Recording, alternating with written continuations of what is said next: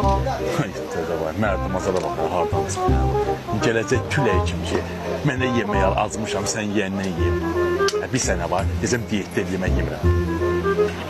Deyəcək pul ver, deyəcəm pulum yoxdur, pul kartdadır. Deyəcək kartdan açına, deyəcəm kartın bloklanıb işləməyir. Normal sembolizə. Nə var məbbəd? Sağ bir dənə sözüm var. Məbbədə işləməyi. Əgər yemək deyirsənsə, amma diyet deyib yemək yemir. Pul da istəsə kartın bloklanıb, atacaq sən pulum yoxdur. Davay, dur ayağa, dur. Beləcə işdə ehtiyac yoxdur. Hə. Məhəbbət çəkçəvir oldu. Demirlər kuru qulu, başa düşsən. Məhəbbət bugün səhərdən oldu dünyanın ən zəngin adamı. Zəngin? Hə, gəldim mən bunu sana deyəm.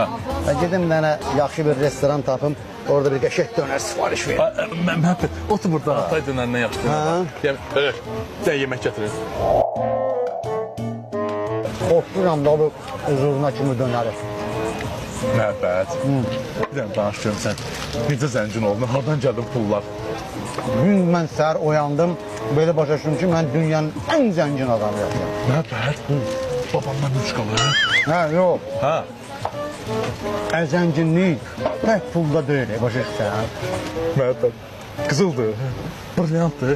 Necə külçələr qalıb sənə, bilirəm haradadır. Mən belə başa düşdüm ki, əgər mənim sənin kimi, qızıl kimi, brilyant kimi dostum varsa, deməli mən dünyanın ən zəngin adamıyam. Necə başa düşmədin, Məbbəd? Əgər mən dost zənginiyəm da, dost. Dost zənginsən? Hə. Bura qoy. Hayır, mən dostum sanırsan mən. Demək sən mənim dostumsansa, demək mən dünyanın ən kasıb adamıyam. Basma, Yox. Utanmaz.